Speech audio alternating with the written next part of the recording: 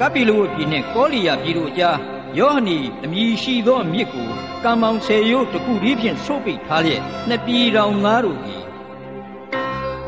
တင့်တင်ညီညွတ်စွာသူတစ်ခါကိုတလဲရေကိုဆောင်သွင်း၍လေယာလုပ်ငန်းလုပ်ကြလေသည်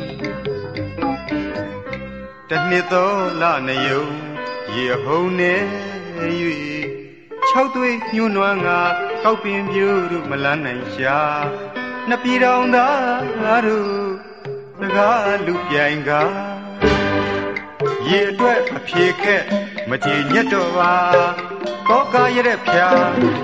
မောဟဖက်လာပြောရရက်ကြဒေါသထွက်ခါရိုက်နဲ့ထူထောင်အကြောင်းမကြီးရတော့ပါကပိလဝနှင့်ကောလိယနှစ်ပြည်တော်သားတို့ကိုရီလက်ရောက်ရိုက်နှက်ကြသည့်အထိအငင်းပွားကမြို့သို့ပြန်သွားကြပြီလျင်ရွာတကြီးတို့အား၎င်းဤစိုးတို့အား၎င်းအမတ်ကြီးတို့အား၎င်းအဆင့်ဆင့်ပြောဆိုတိုင်ကြားကြသဖြင့်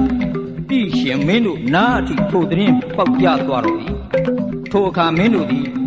မိမိတို့၏စွမ်းရည်နှင့်အင်အားကိုထင်ရှားပြကုန်အံ့ဟုကြုံဝါက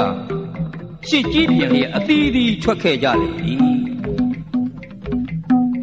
နှစ်ပြည်တော်မင်းတို့စခင်တော်မြတ်ချေမာ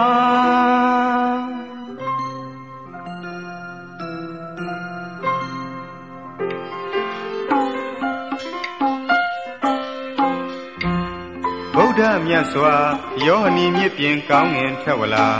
တဏှာရ၍သာနေတော်မူကားအိုးမြတ်သောရာဇာခတ္တိယຫນွယ်ယူမင်းအမျိုးတို့မှာအဖို့မြည်မြထိုက်တန်တာအမေတော်ရှိ၍အဖြေညှိကြကခတ္တိယຫນွယ်ယူသူတို့မဟာဧကရာအတိုင်းမသိတန်ဖို့တွက်နိုင်ယူမရှိပါတို့ဖြစ်လျင်ဆင်းရဲကြစမ်းပါအနေငယ်သာထိုက်တန်သည်